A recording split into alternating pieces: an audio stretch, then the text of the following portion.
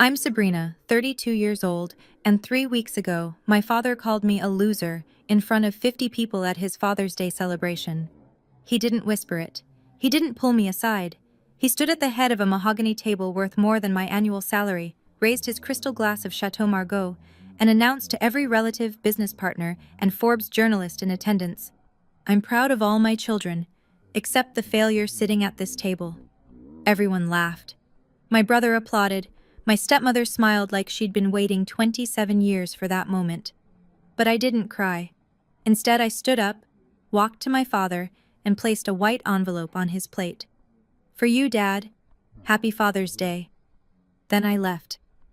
When he opened that envelope, his scream echoed through the entire mansion. Before I tell you what was inside, please take a moment to like and subscribe, but only if this story resonates with you. And let me know in the comments. Where are you watching from? And what time is it there? Now, let me take you back 2 months earlier. The day Aunt Ruth handed me a wooden box that my mother had kept hidden for 27 years. The Prescott estate sits on 12 acres in Brookline, Massachusetts, 4 stories of Georgian architecture, wrought iron gates, and a driveway lined with imported Italian cypress trees. Forbes featured it twice. Architectural Digest called it understated elegance. I called it a prison with really good landscaping. My father, Victor Prescott, built his real estate empire from the ground up.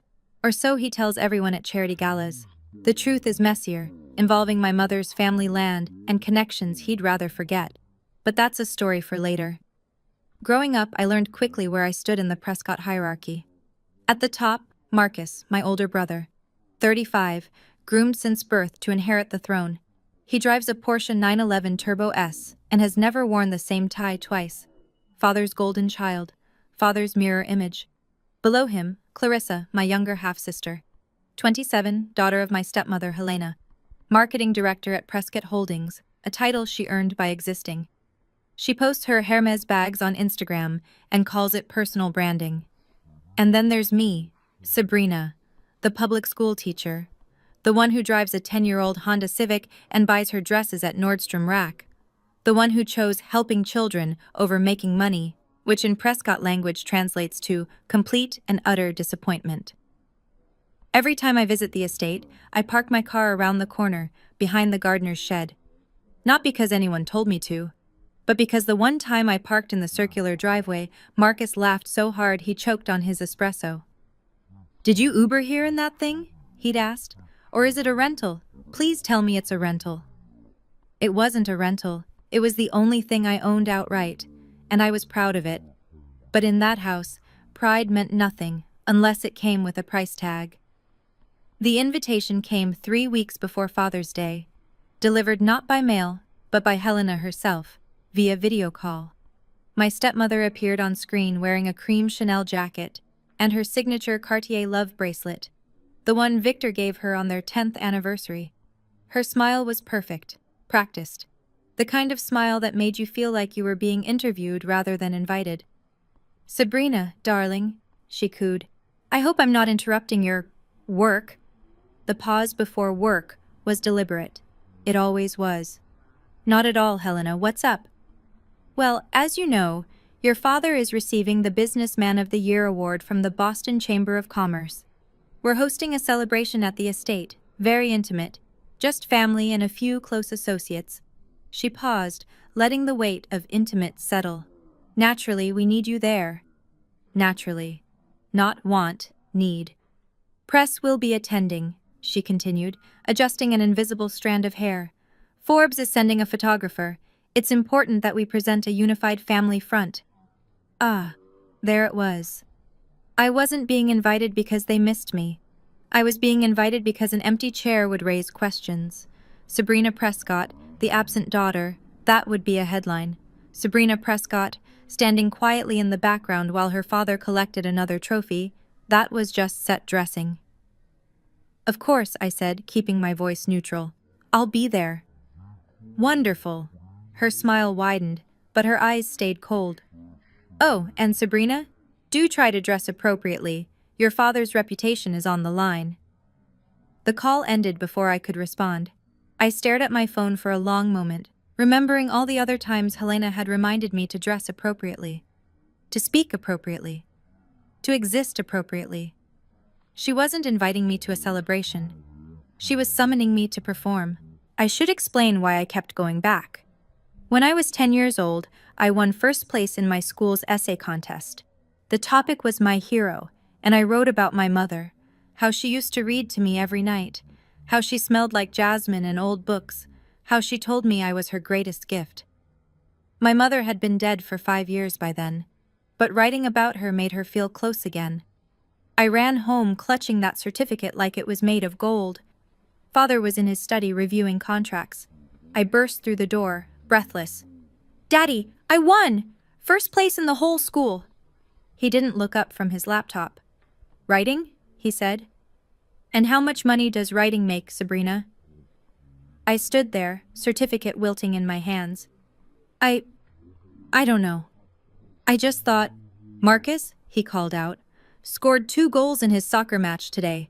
That's the kind of achievement that matters. Teamwork, competition, winning." Marcus appeared in the doorway, 13 years old, and already wearing the smirk he'd perfect over the next 2 decades. "Yeah, little sis. Maybe stick to cheering from the sidelines." That night, I tore up my certificate and cried myself to sleep.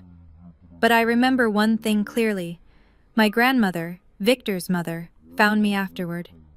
She was the only warm presence in that cold house.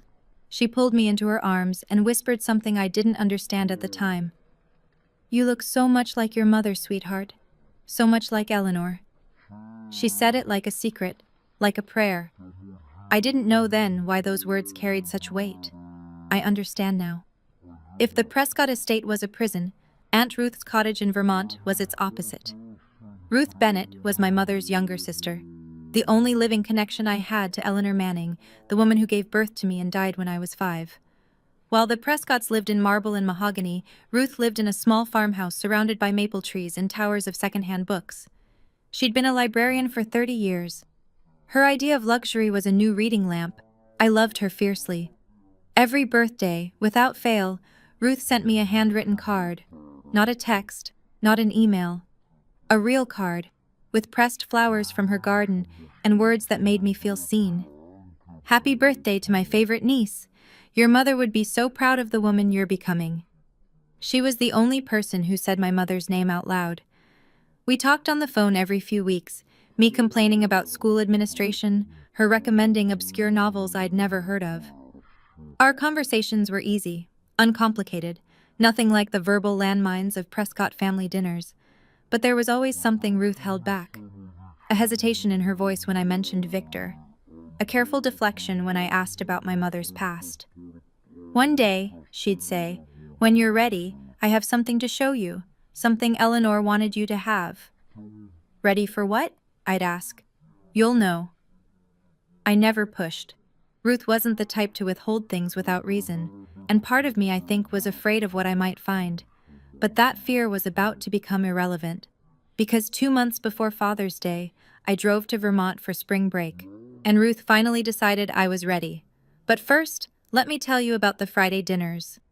Every week, without exception, the Prescott family gathered around a 20-seat oak dining table imported from some chateau in France. Waterford crystal, diptyque candles, wine that cost more than my monthly grocery budget. It should have felt elegant. Instead, it felt like a performance review. The ritual was always the same. Victor would sit at the head of the table, swirling his wine like a judge preparing to deliver verdicts. Helena would perch beside him, perfectly postured, monitoring everyone's behavior like a hawk in couture. And then the questioning would begin.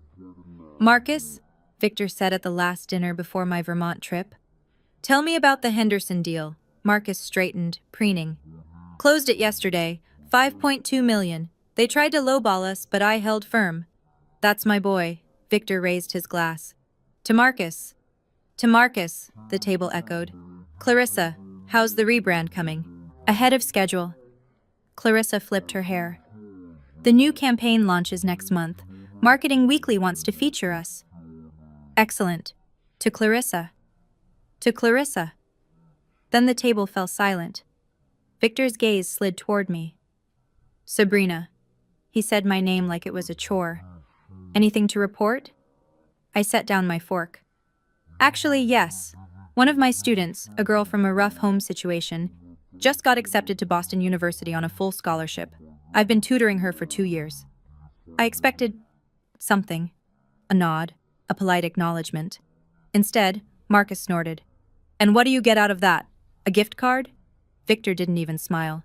So, nothing that benefits this family, as usual. Helena patted his arm. Don't be too hard on her, dear. Some people just aren't built for success.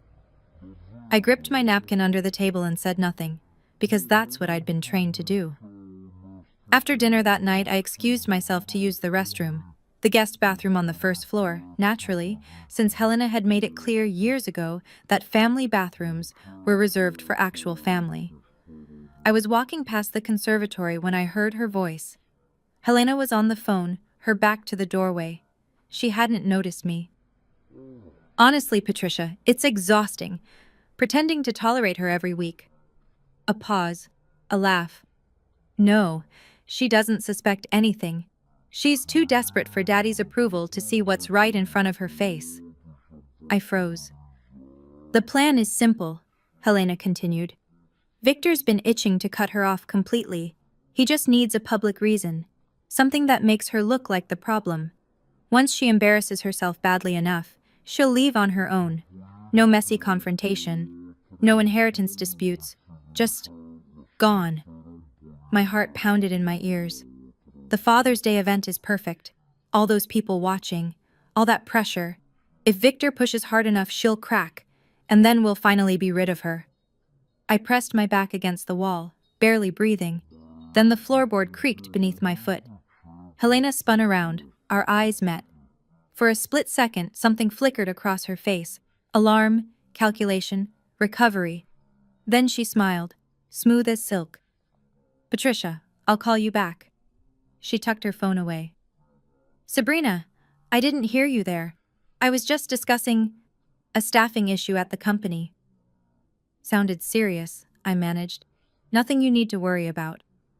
Her smile sharpened. Run along now. I'm sure you have papers to grade or whatever it is you do. She brushed past me, leaving a trail of Chanel No. 5 and something far more poisonous. I stood in that hallway for a long time, Helena's words echoing in my skull. They weren't just dismissing me. They were planning my removal. The drive to Vermont took 4 hours, but it felt longer. Helena's voice kept replaying in my mind. Once she embarrasses herself badly enough, she'll leave on her own. Was that what 32 years had been building toward? A public humiliation designed to make me disappear?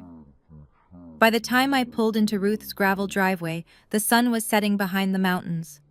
Her cottage glowed warm and golden, smoke curling from the chimney. She was waiting on the porch with 2 cups of tea. You look like you've been carrying something heavy, she said, folding me into a hug. You have no idea.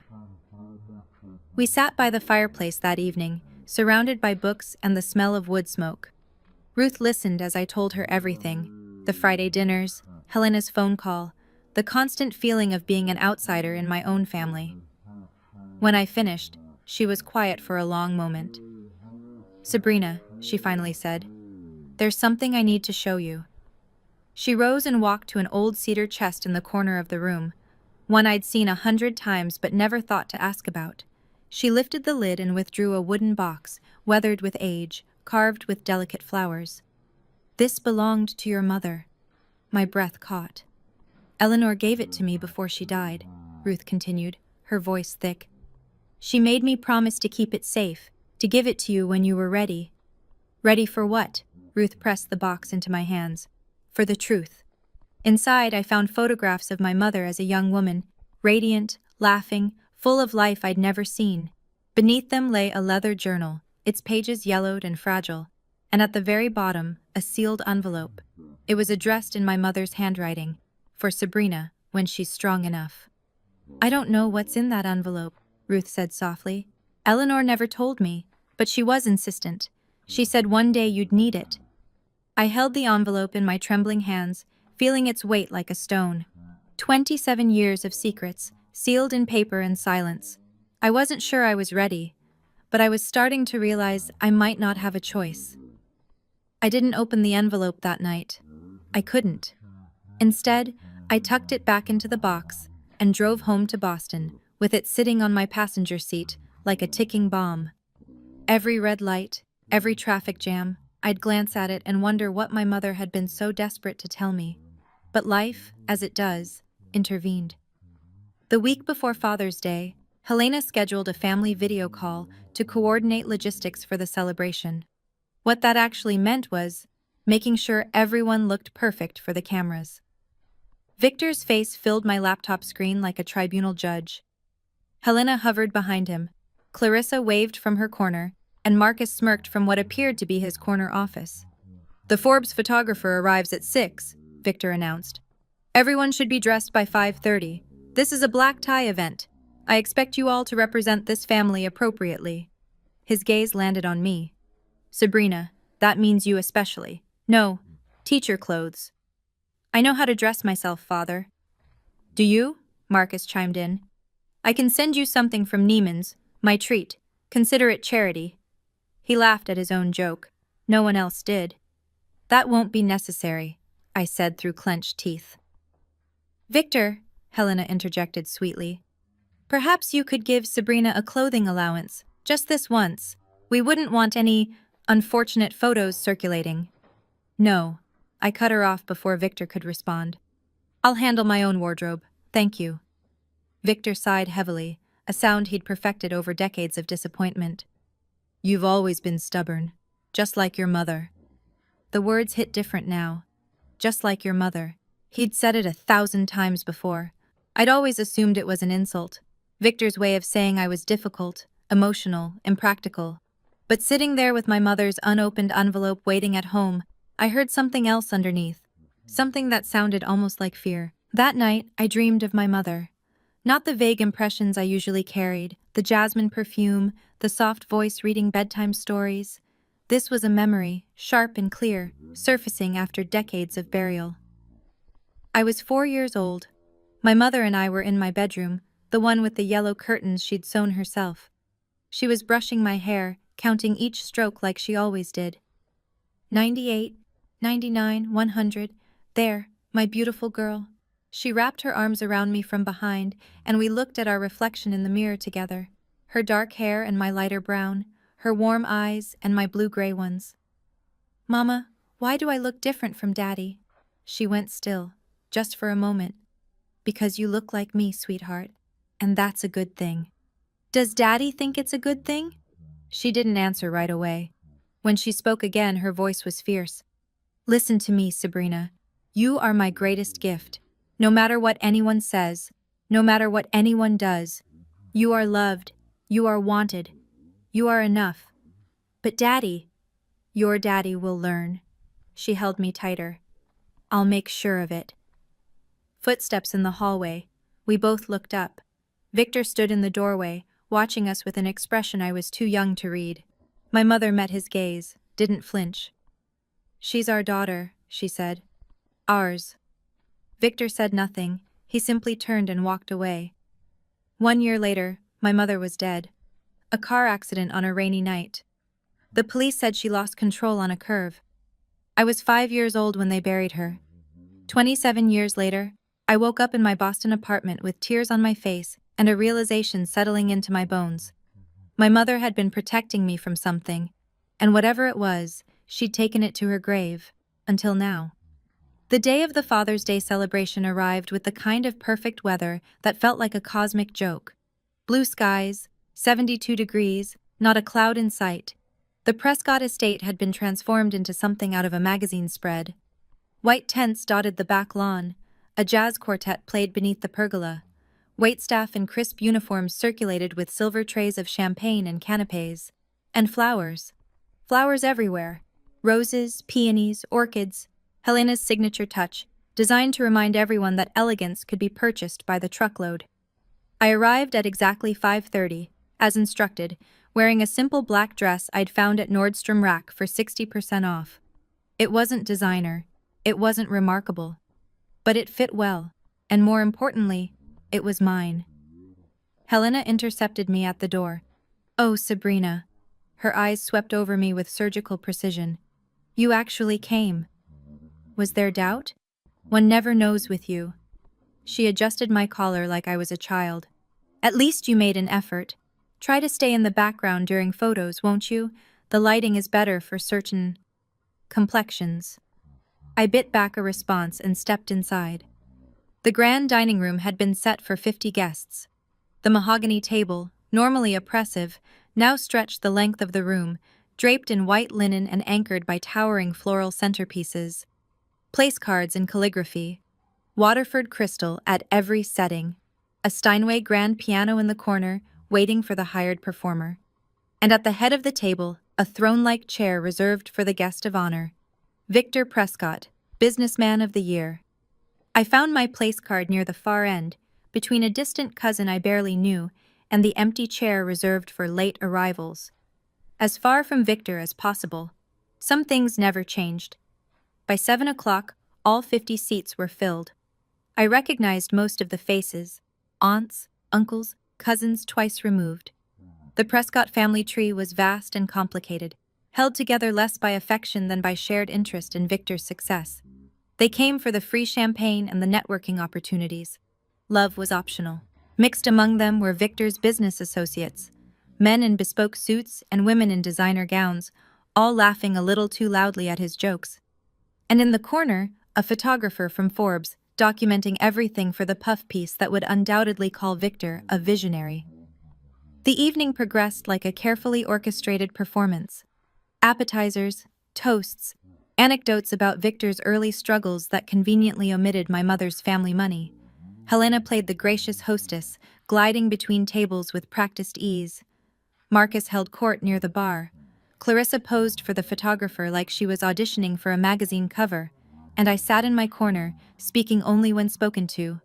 Then came the main event. Victor rose from his chair, crystal glass in hand, and the room fell silent. He was wearing a charcoal Brioni suit, a Patek Philippe gleaming on his wrist. His silver hair was immaculate. His smile was camera-ready. "Thank you all for being here," he began, his voice carrying the confidence of a man who'd never been told no. "This award means a great deal to me, not because of what it represents professionally, but because of the people who made it possible." He gestured to Helena. "My beautiful wife, who stands by me through everything." Applause. "My son Marcus, who will carry on the Prescott legacy." More applause. Marcus raised his glass. "My daughter Clarissa, who brings grace and ambition to everything she does." Clarissa beamed. Helena dabbed at fake tears. "And of course—" Victor paused, his gaze sweeping the room until it landed on me. "I am proud of all my children." Another pause, longer this time. "Except the loser sitting at this table."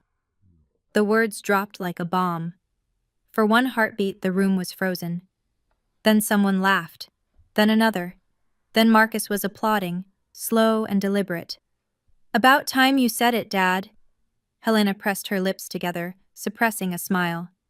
50 pairs of eyes turned to me, and I felt something inside me go very, very quiet. I didn't cry. I know that's what they expected, what they wanted. Sabrina, the sensitive one. Sabrina, the emotional one. Sabrina, who would flee in tears and prove once and for all that she didn't belong. But something had shifted in me. Maybe it was my mother's letter, still unopened in my purse. Maybe it was Helena's words from weeks ago, echoing in my skull. She'll leave on her own. Maybe it was 32 years of swallowing insults finally reaching critical mass. Whatever it was, I didn't cry. Instead, I stood up.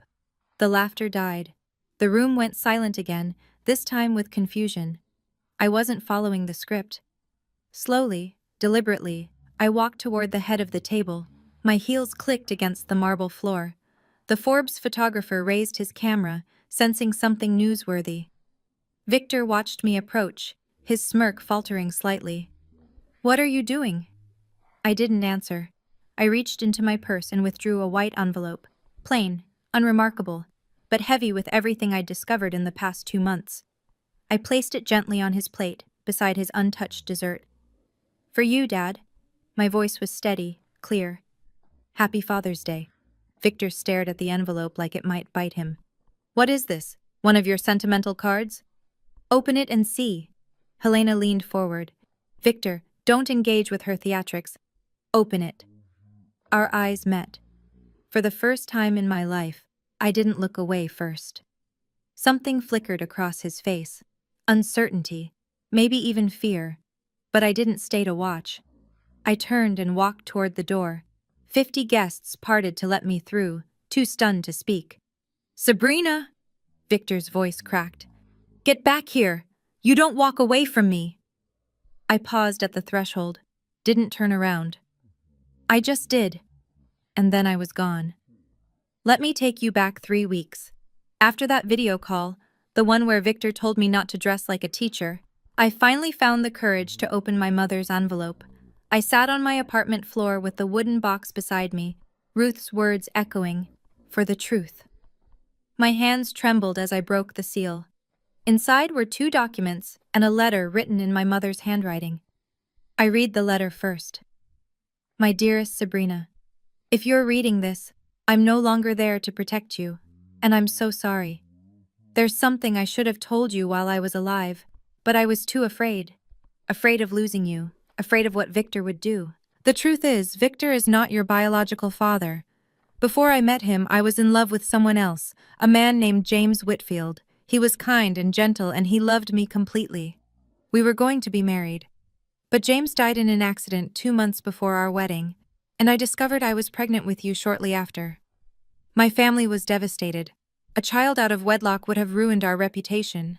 So when Victor proposed, he needed our family's land for his developments. My parents saw a solution. Victor agreed to marry me and adopt you legally in exchange for the property rights. It was a business transaction. He promised he would treat you as his own. He lied. I spent every day of our marriage watching him resent you for existing, and I couldn't stop it. I tried, Sabrina. God, I tried, but he was too powerful, and I was too weak. I'm enclosing your adoption certificate, proof that you are not Victor's biological daughter. Keep it safe. One day, you may need it. Know this, you were created from love, real love. James would have adored you, and I love you more than my own life. You are not a mistake. You are my miracle. Forever yours, Mama. I sat there for an hour, letter clutched to my chest, tears streaming down my face. Not tears of sadness, tears of release. For 32 years, I'd tried to earn the love of a man who had never intended to give it, and now I understood why. The letter was one thing, legal proof was another. The next morning, I called Daniel Hartley, my closest colleague at school. We'd been friends for 3 years. The kind of friend who shows up with coffee when you're grading papers at midnight, who listens without judgment, who never once made me feel like a failure. I need your help, I told him, and I need you to keep it confidential. Anything. I explained everything. My mother's letter, the adoption certificate, 27 years of unexplained coldness from a man I'd spent my whole life trying to impress. Daniel didn't hesitate. What do you need? A DNA test, to confirm it. Getting Victor's sample was easier than I expected. At one of the Friday dinners, he'd left his jacket draped over a chair. Before I left, I pulled a few hairs from the collar, strands with the follicles still attached. Legally, it was gray area. Ethically, I was past caring. The testing facility was AABB accredited, the gold standard for paternity testing. Results in 2 weeks. 14 days felt like 14 years.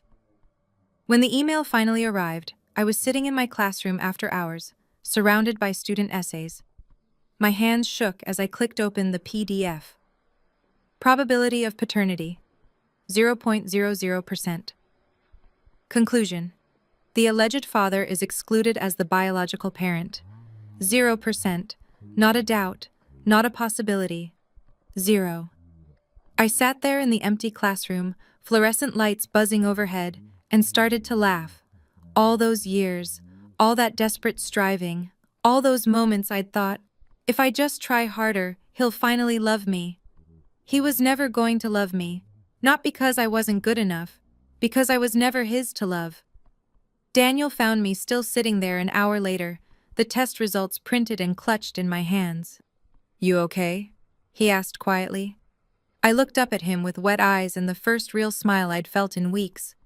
I'm better than I've been in 32 years. That night, alone in my apartment, I finally let myself fall apart. I sat on my bedroom floor with my mother's photograph in my hands, the one from Ruth's box, where Eleanor was laughing in a summer dress, her whole life ahead of her. She couldn't have been more than 23. "You knew," I whispered to her image. "You knew he would never accept me. And you tried to protect me anyway." For the first time, I understood the sadness I'd always sensed beneath her smiles. The way she'd hold me a little too tight, the fierce, almost desperate way she'd tell me I was loved. She knew her time was running out, and she was trying to give me enough love to last a lifetime. I cried for her that night, for the life she should have had with James Whitfield, for the marriage she'd been trapped in with a man who resented her child, for the accident that took her too soon, leaving me defenseless. But somewhere in the grief, something else emerged. Freedom. For 32 years, I'd carried Victor's rejection like a weight around my neck. I'd believed his coldness was my fault, that if I'd been smarter, more successful, more like Marcus, maybe he would have loved me. But the truth was simpler and more brutal. I was never going to win a game I didn't know I was playing. I looked at the adoption papers, the DNA results, my mother's letter. This wasn't about revenge. I didn't want Victor's money. I didn't want his approval anymore. I just wanted to stop pretending. I wanted the truth to be spoken, out loud, in the same room where I'd been humiliated for decades. And I wanted to walk away, not as a failure fleeing in shame, but as a woman who finally knew her own worth. "I don't owe them anything," I said to the empty room. And for the first time, I believed it. If you're still here, maybe you know what this feels like. That moment when you realize you've been chasing someone's approval your whole life, and they were never going to give it. Not because you weren't good enough, but because they'd already decided you weren't worthy before you ever had a chance to prove yourself. Have you ever had to set boundaries with family? Someone who made you feel like you'd never measure up? Drop a comment and tell me your story. And if you want to know what happened when my father opened that envelope, keep watching. Because his scream could be heard through the entire house. Before I could confront Victor, I needed one more piece of confirmation. Aunt Ruth gave me a name, Walter Green. "He was the lawyer who handled your mother's affairs," she explained over the phone, "and the adoption paperwork. If anyone can verify what those documents mean, it's him." Walter Green was 72 years old, retired for 5 years, living in a modest colonial in Wellesley. When I called and explained who I was, he went quiet for a long moment. "Eleanor's daughter," he finally said, his voice heavy with something that sounded like regret. "I've been waiting for this call for a long time." We met at his home office, surrounded by shelves of leather-bound legal books and framed photographs of grandchildren. He moved slowly, but his mind was sharp as a tack. I showed him the adoption certificate, the DNA results, my mother's letter. He read each document carefully, then removed his glasses and rubbed his eyes. "It's all legitimate," he said. "I drafted that adoption agreement myself 32 years ago. Victor signed it in my office." So he knew from the very beginning. He knew before the wedding. Walter's voice was bitter. "Your mother was upfront about her pregnancy. She offered to release him from the engagement. But Victor saw an opportunity. Her family's land was worth millions. He agreed to adopt you in exchange for the property rights. And the condition? That he would raise you as his own." Walter shook his head, but I watched over the years. I saw how he treated you at family events, how your mother would call me crying, asking if there was any legal recourse. She was trapped. We both were. I let that sink in. "Would you be willing to confirm this, if it ever came to that?" Walter met my eyes. "I'm 72 years old, Miss Prescott. I'm not afraid of Victor anymore. I should have spoken up decades ago." He reached across the desk and squeezed my hand. "Your mother would be so proud of you." The week before Father's Day, Daniel came over to help me prepare. Not prepare for revenge. I want to be clear about that. I wasn't planning some elaborate takedown. I wasn't trying to destroy Victor's business or steal his money or ruin his family. I just wanted to stop lying. "So what's the plan?" Daniel asked, spreading documents across my kitchen table. I looked at the evidence, the DNA results, a copy of the adoption certificate, and a letter I'd written myself. Short, direct, no accusations, just facts. "Dad, I'm not your biological daughter. You've known this since before I was born. Mom's letter explains everything, and the DNA test confirms it." Thank you for providing a roof over my head for 18 years. But I don't owe you gratitude for treating me like a burden I never asked to be. I'm not looking for your money or your inheritance. I release any claim to the Prescott estate. I just wanted you to know that I know, and that I'm done pretending. Sabrina Daniel read the letter twice. That's it? No, you're a monster? No rotten hell? That's not who I want to be. But after everything he's done, exactly. I took the letter back, folding it carefully. He spent 32 years trying to make me feel small.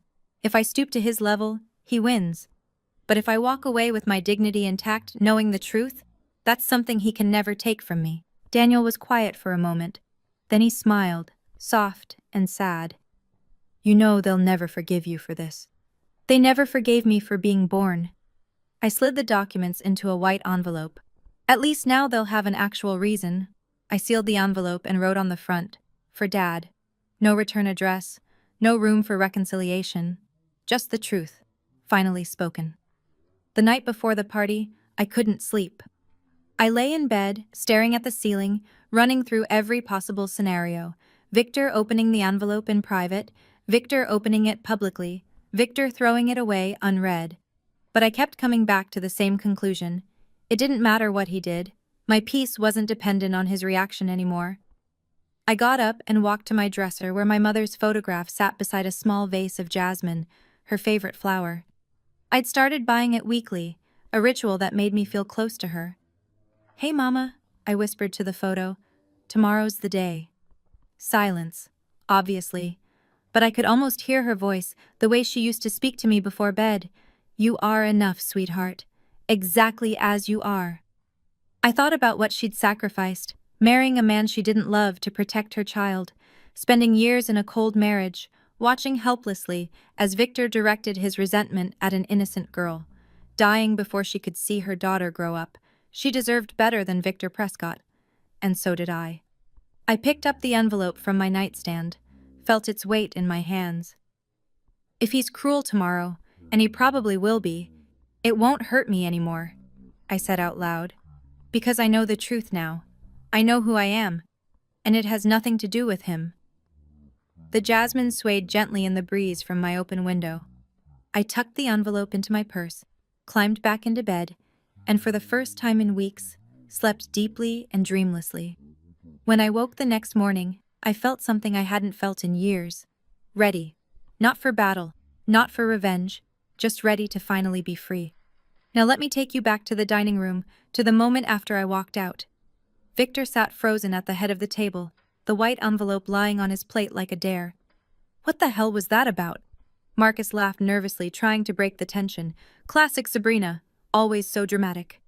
But Victor wasn't laughing. His hand reached for the envelope slowly, almost reluctantly.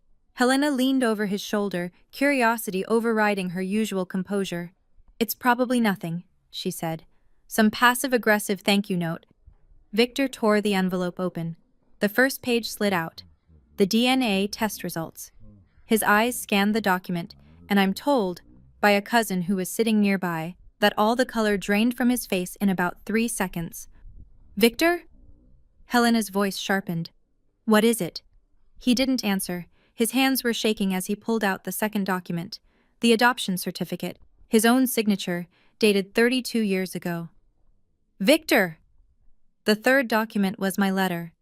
He read it in silence, his jaw clenching tighter with each line, and then, according to my cousin, Victor Prescott, the unshakable patriarch, the self-made billionaire, the man who had never shown an ounce of vulnerability in his entire life, he screamed, No, no, no, no! The glass of Chateau Margaux shattered against the table. Red wine spread across the white linen like blood. Victor, what is happening? Helena grabbed the papers from his hands, her eyes darting across the text. DNA results? Probability of paternity 0%? What is this? Her voice was loud enough that the people closest to them heard every word. And in a room full of gossips, that was all it took. The whispers started immediately. DNA test? 0%? Sabrina isn't his daughter? Victor was clutching the edge of the table like a drowning man, mumbling, "This can't be right," over and over. The Forbes photographer was capturing everything. And somewhere in the parking lot, I was climbing into my Honda Civic, hands steady on the wheel, heart pounding with something that wasn't quite triumph. It was relief. Helena, for all her cunning, made a fatal mistake in that moment. She panicked out loud. Adoption certificate? She was still staring at the papers, her voice carrying across the suddenly silent room. Victor, you adopted Sabrina? She's not your biological child? 50 guests heard every word. To Helena's credit, she realized her error almost immediately. But it was too late. The information was already spreading through the room like wildfire. Did she say Sabrina isn't his daughter? He adopted her? But he's been treating her like garbage for years. If she's not even his kid, why was he so cruel? Victor finally found his voice. Everyone, this is a private family matter. Private? Aunt Margaret, my father's older sister, a formidable woman in her 70s who had never liked Helena, rose from her seat. You just called that girl a loser in front of everyone. Now we find out she's not even your daughter, and this is private? Margaret, sit down. I will not sit down. Margaret's voice could have cut glass. Eleanor was like a daughter to me. I watched how you treated her child after she died. We all did.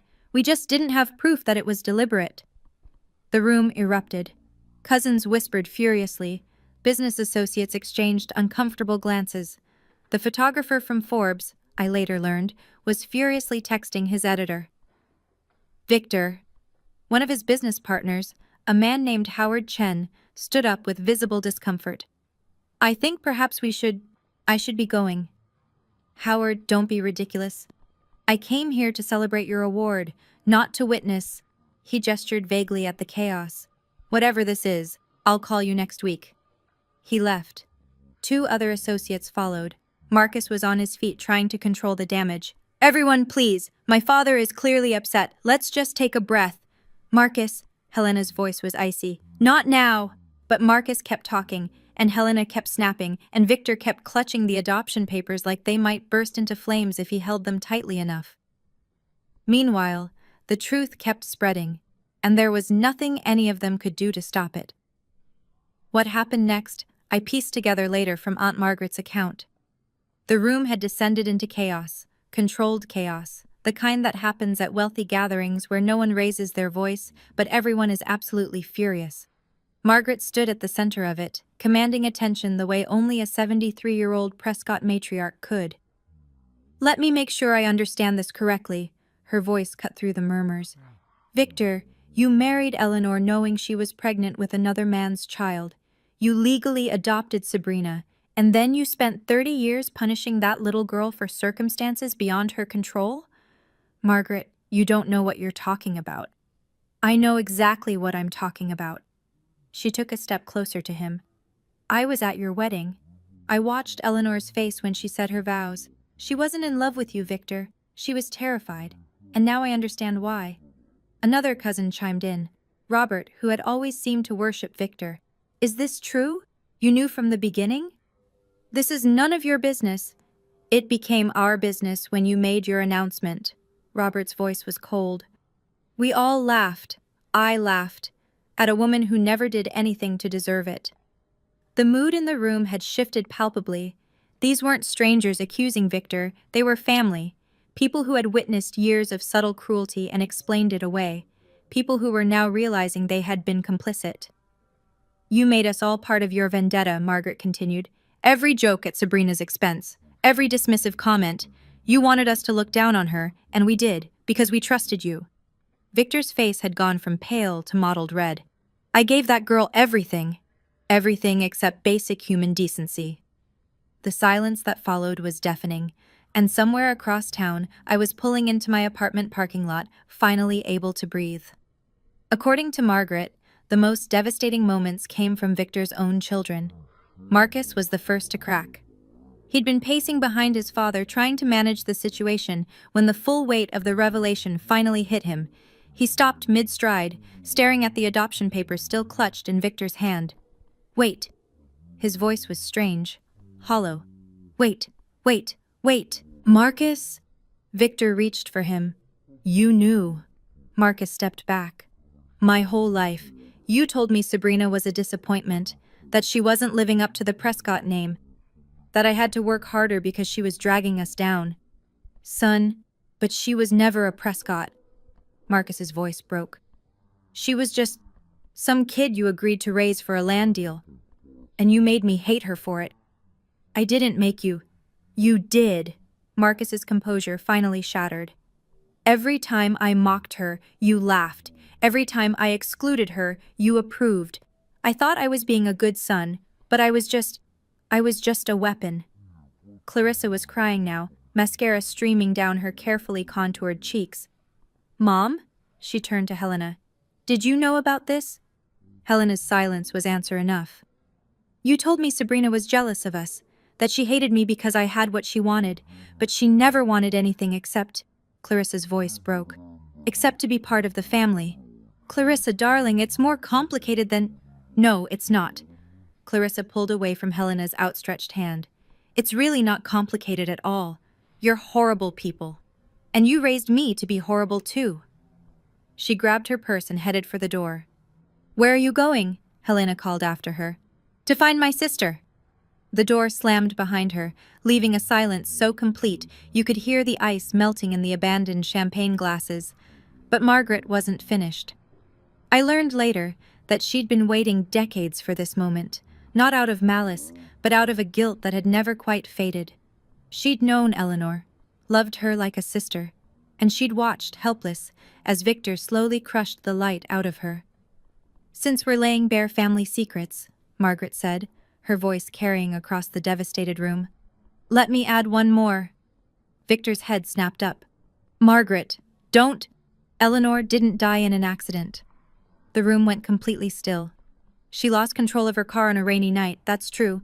But do you know why she was driving at midnight in a storm, Victor? No answer. Because you told her you were going to send Sabrina away, to boarding school. You said you couldn't stand looking at another man's child anymore. Gasps rippled through the room.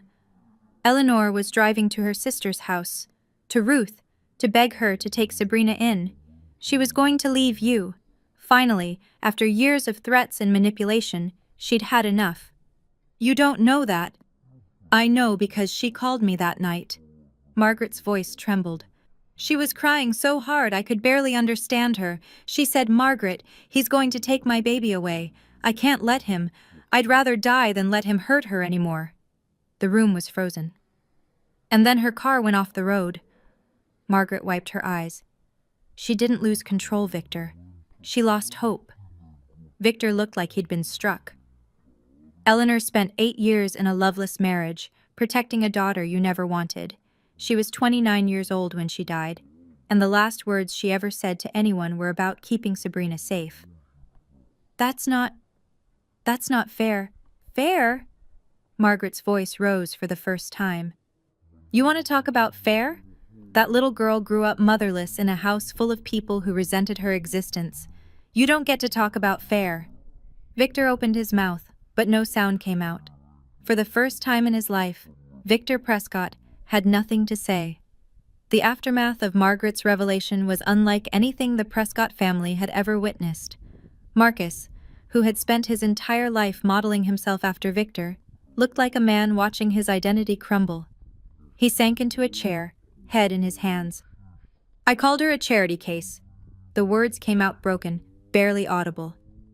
At Thanksgiving, 3 years ago, in front of everyone, I said, at least we know one person at this table didn't earn their place here.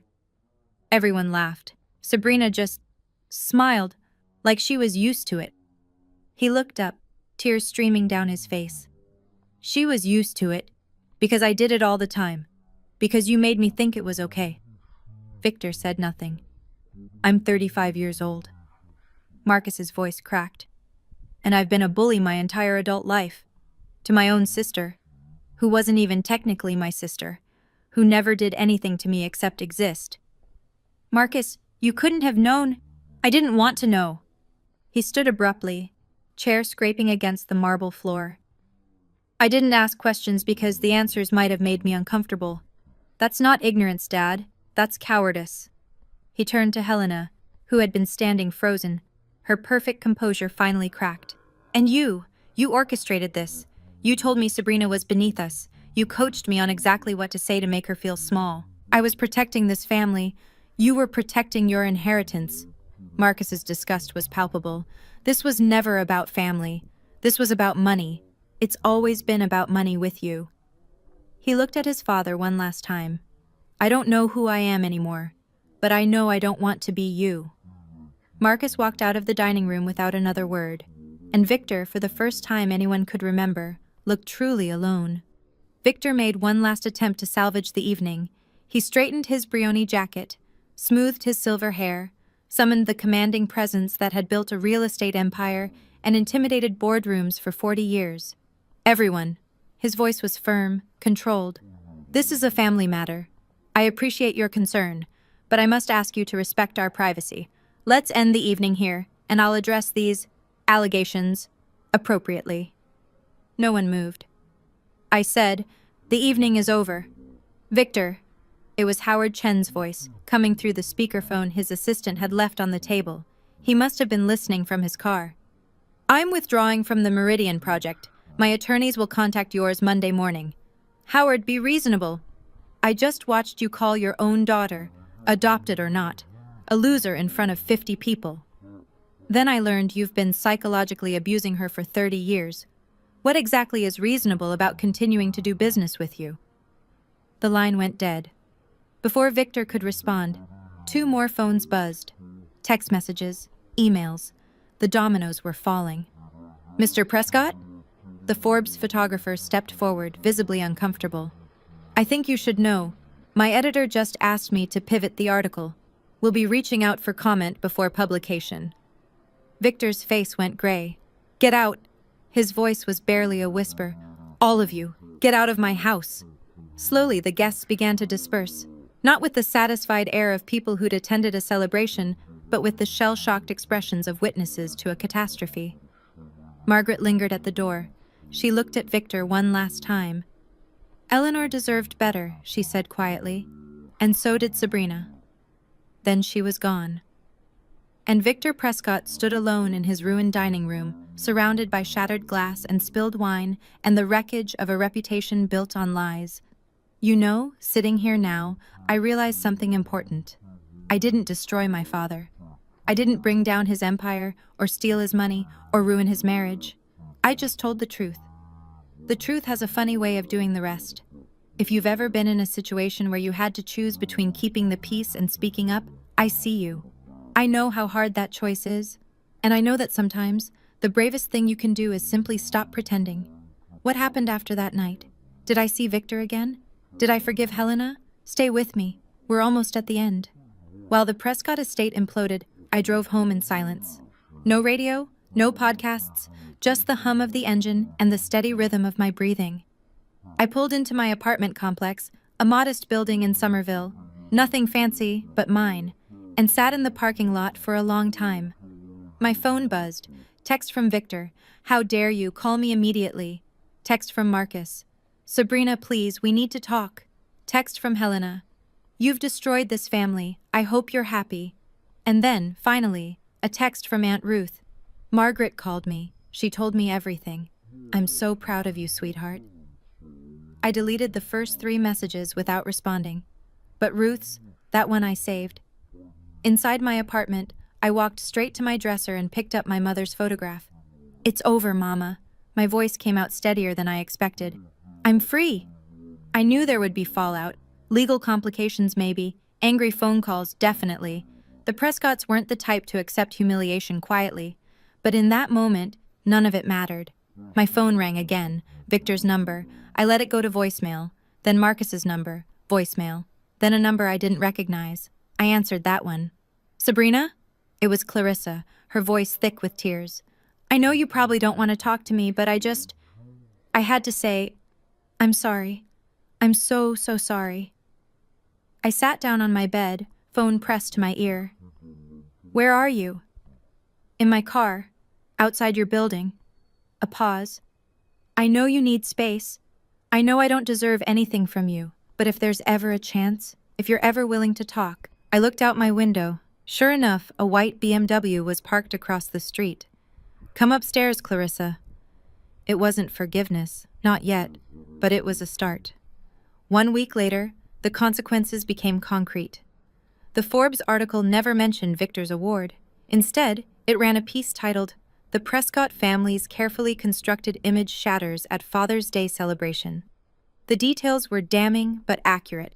The public humiliation, the DNA revelation, the subsequent exodus of business partners.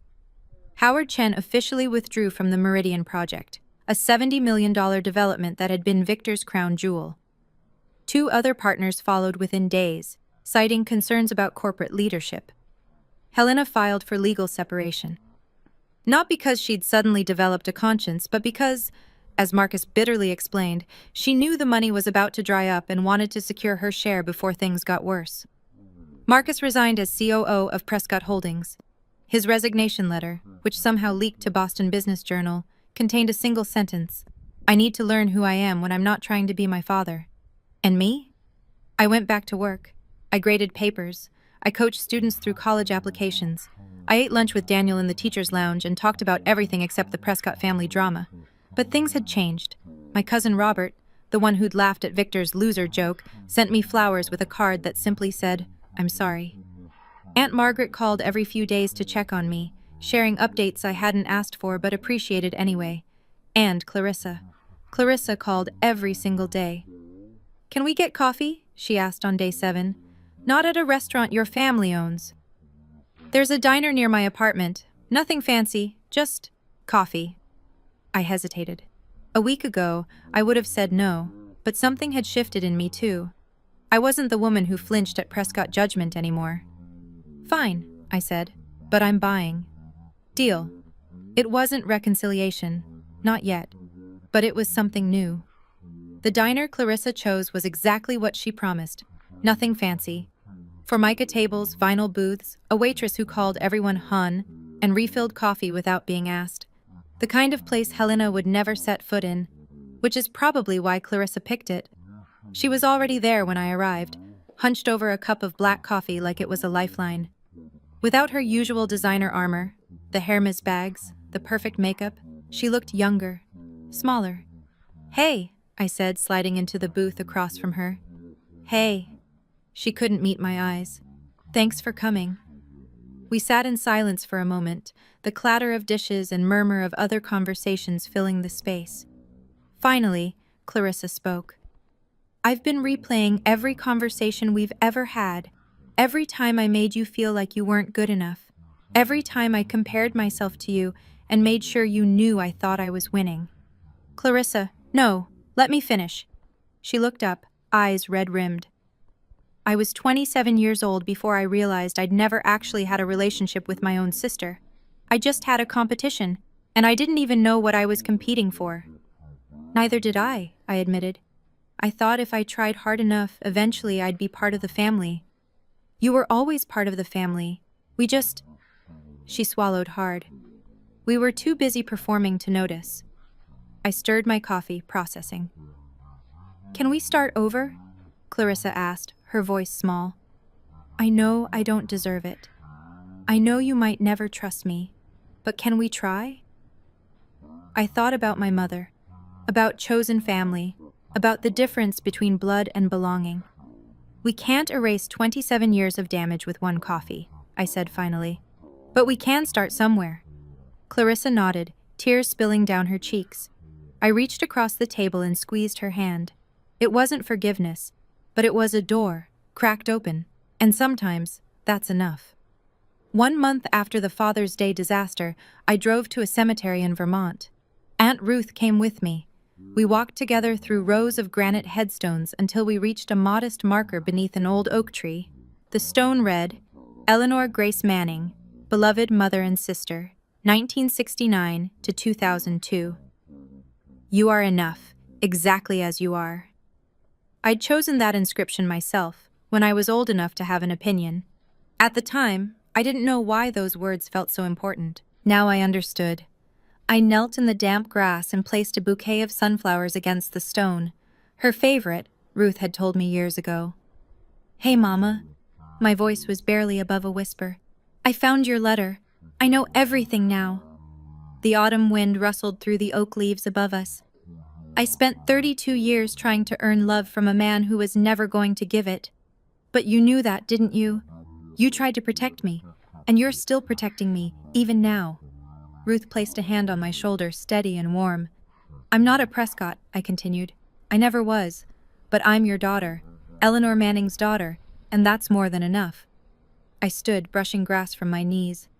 I'm going to be okay, Mama. For the first time in my life, I really believe that.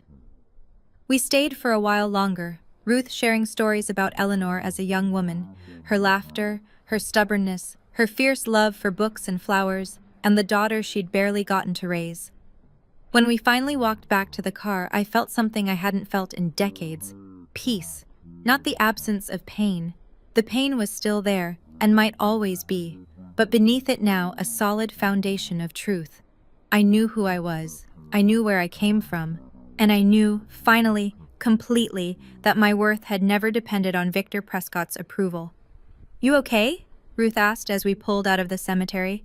I smiled at her, the first real smile in a long time. Yeah, I said.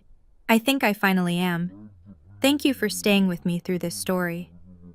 If you've ever felt invisible in your own family, if you've ever worked yourself to exhaustion trying to earn love that was never on the table, I want you to know something. Your worth is not determined by people who refuse to see it. Sometimes the bravest thing you can do is walk away, and sometimes walking away is just the first step toward walking toward yourself. If this story touched you, please hit like and subscribe, and check the description below for more stories like this one, stories of people who found their voice when they thought they'd lost it forever. Until next time, take care of yourselves, and remember, you are enough, exactly as you are.